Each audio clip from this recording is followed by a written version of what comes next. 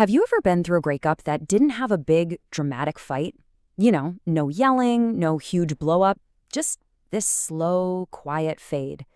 That's what we're diving into today. That kind of ending. The one that just unravels so quietly, it almost feels inevitable by the time it happens. And that's the thing, right? This line really says it all. The breakups that hurt the most often aren't the sudden shocks. They're the ones you can feel coming for weeks, maybe even months, before anyone actually gets the courage to say it out loud. So, how does this happen? How does a connection start to fray, not with a loud snap, but with this almost silent whisper? This is that stage where the easy, effortless part of love kind of ends, and something else begins. The end of this relationship is really defined by what wasn't there. We almost expect there to be shouting, a big final fight, maybe an "I hate you." But in this story, it's the total absence of that drama that makes the silence feel so loud. This was the real problem, this growing emotional distance that you can't really point to. It's not one specific thing you can fix. It's more like 100 tiny little moments of disconnection that slowly build up, creating this invisible wall between two people.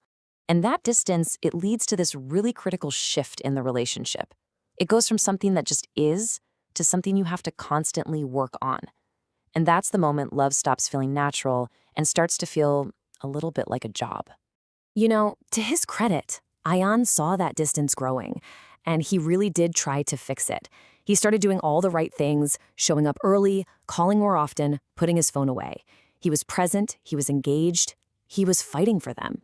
But even with all that effort, something was off. The relationship wasn't shattered into a million pieces from one big fight. No, it was just exhausted. It was worn out from the strain of trying so hard to be something it wasn't anymore.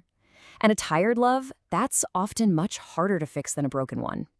And this is the moment it all clicks into place.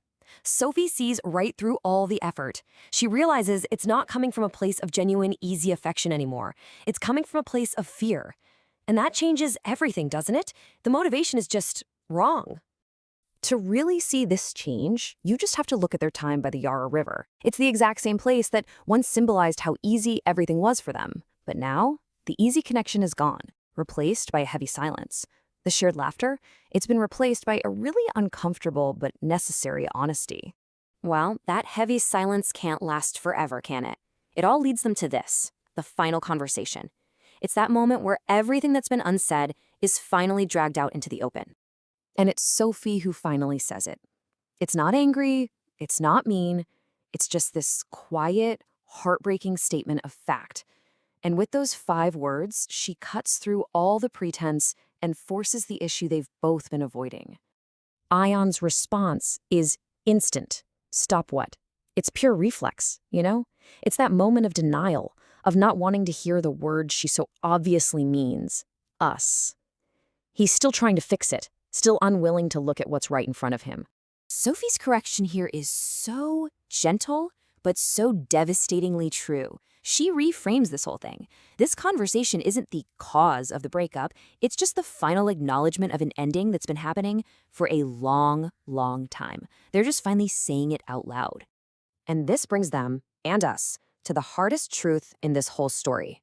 It's a realization that's incredibly painful, but it's also the only way to find any kind of peace. Ayaan asks the question that everyone in the situation asks. It's the logical, gut-wrenching question, right? If the love is still there, then why can't we make it work? It's that horrible paradox of loving someone you're just not compatible with anymore. And Sophie's answer, it's the hardest truth of all. It's the quiet acceptance that love, by itself, doesn't conquer all. It can't fix these deep, fundamental incompatibilities. It can't just erase the exhaustion or bridge a distance that's become too wide to cross. So this brings us to the final, and maybe the most powerful part of their journey. The story completely reframes the act of letting go. It's not a failure. It's actually a final, profound act of love. This story is suggesting a totally different way to look at love.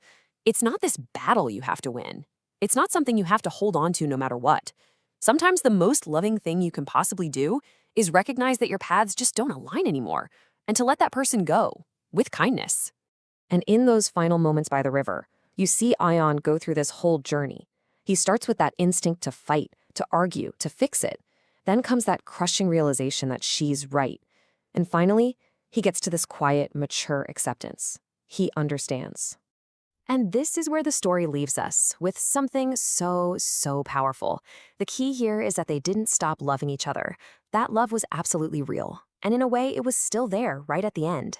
But the love itself, it just wasn't the solution anymore.